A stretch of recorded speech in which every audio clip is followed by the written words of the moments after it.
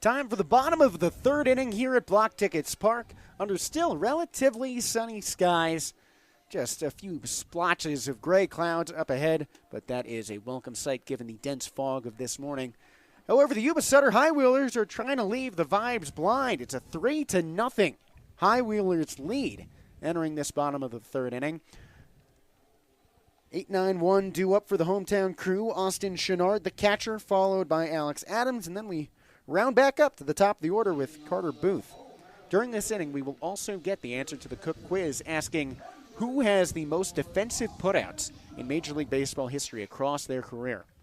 Lefty on the butt, Matthew Cavanaugh dealing to Austin Chenard, the righty. First pitch on the way. Fastball too far inside. And Chenard's last swing sent us home last night. Walk-off, long ball to left field. It was a laser beam leading off the ninth. 1-0, the high leg kick. He stares at a fastball in the dirt. It was so badly needed for the Vibes catcher. Hitting 158 entering play yesterday. Didn't waste any time in that ninth inning. He didn't want to go to a derby. It was a good game for him across the entire night. 2 for 5 with that RBI. The pitch. He swings and lifts this one right side and through for a knock.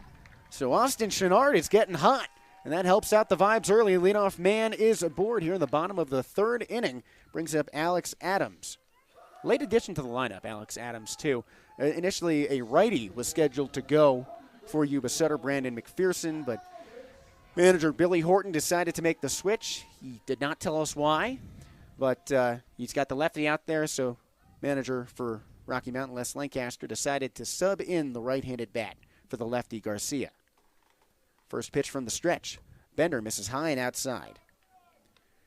And Tristan Garcia, we know, is a professional. Talked to him about a week and a half ago about those games where he sat out, and he said it's just a part of the game. Could be worse. You're watching your friends play. 1-0. Adams swings behind the fastball. Yeah, and him and Adams have been a good tandem over there at second base this year. It gives Lancaster that option, whoever he wants on any given day. He can slide somebody in there and know that they're going to get the job done. And Adams has played more positions than anyone else on the team. Here's the 1-1. Chases a fastball up near the letters. 1-2 count. Adams has gotten starts at second, third, short. Nobody else has been asked to go to 3 different positions so far this season. 1-2. Cavanaugh, a deep breath. Third base side of the rubber. Kicks and deals. He chases down in the dirt. 1 away, 1 on. Top of the order coming back up. Bottom of the third inning, 3-0. Yuba-Sutter the score. Booth, last time up, grounded out to short. We've seen him make some acrobatic catches, so that takes us back to our question. Who is the all-time leader in defensive putouts in Major League Baseball history? Can you divulge if it's an infielder or an outfielder? We're almost at the answer, man. You got to make a guess. Ugh. Cavanaugh throws over to first. No slide as Chenard is back in standing. Give me until there's 2 outs. Well, technically the inning could end on a double play here. Okay, so we want to just roll with it? I think we should. Okay, after this pitch. I'll give you a hint. Okay, he is an outfielder. Oh, dang. The pitch. Swung on and belted over the right side, foul and out of play. That one hits the top of the banquet hall just over the Coca-Cola courtyard. It's a shame. I was going to say Rogers Hornsby. Rogers Hornsby, one of the greatest second basemen of all time. I would have gone with Brooks Robinson if it was an infielder. 0-1 from the stretch. That bounces. So I guess we can get the early answer because the inning could end here. So what is it then? Say hey. Oh, say it who? is Willie Mays. Say Willie. 1-1 count. Cavanaugh stares over at first, turns back home and deals. Backdoor curve goes just too far around the house, but challenge being called by Adam Duran, the catcher. He wants that ball to be reversed to a strike, and he gets it. It's overturned. So both teams 1 for 1 on their challenges, both sides relying on their catcher to make the call. So it's a 1-2 count for Booth here with Chenard dangling just 2 steps off of first. 1 away, 3-0. High Wheelers the score. Cavanaugh, glove at the belt. Again, kicks high and sends that one into the dirt. 2-2 count.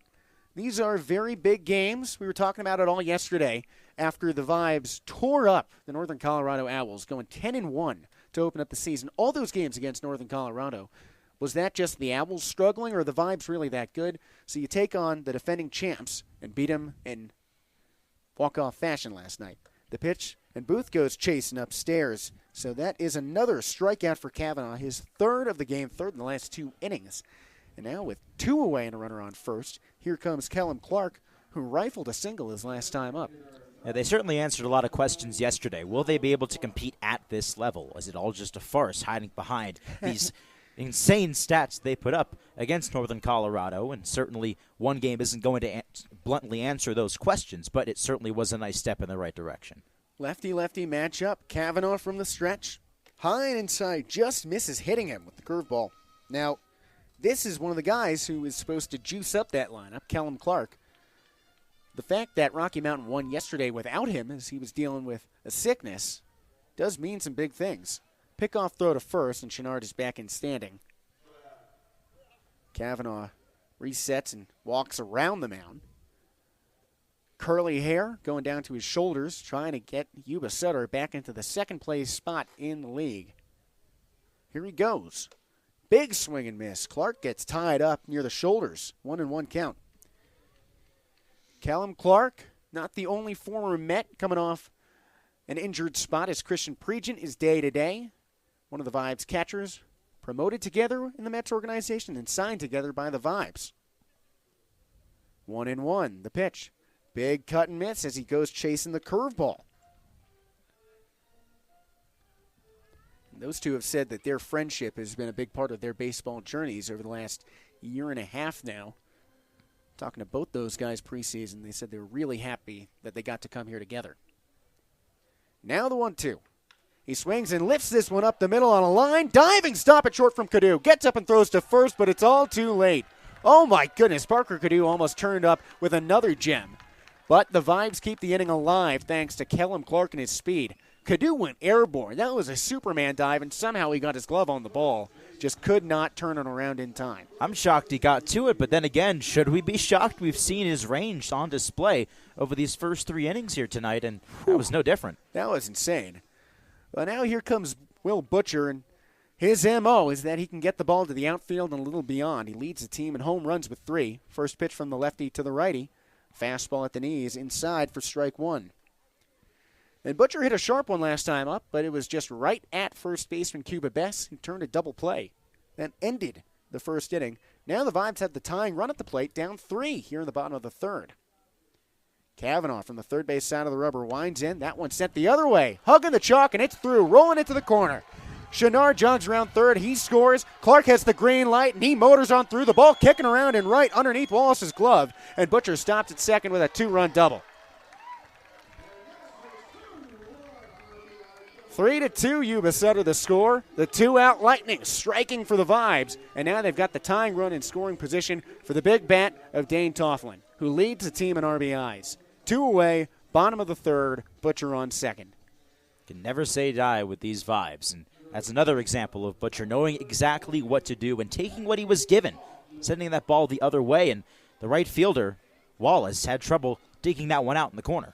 That was just painted down the chalk. Beautiful shot there for Butcher. Toughlin lays his tan bat on his back shoulder and readies on the right side. Kavanaugh, the southpaw, deals. That one swung on and chipped out towards third, charging his banks. Gloves, it throws on the run. It's high, but Best reaches for it and ends the inning. Still, the Vibes tack on 2 and cut the gap to back to 1. So, we move on to the top of the fourth. 9-1-2 due up for the visitors, and Duarte, Wallace, and Orsak. And Ethan I will take you through the next 3 innings on play-by-play. 3-2 Yuba-Sutter on the Rocky Mountain Network.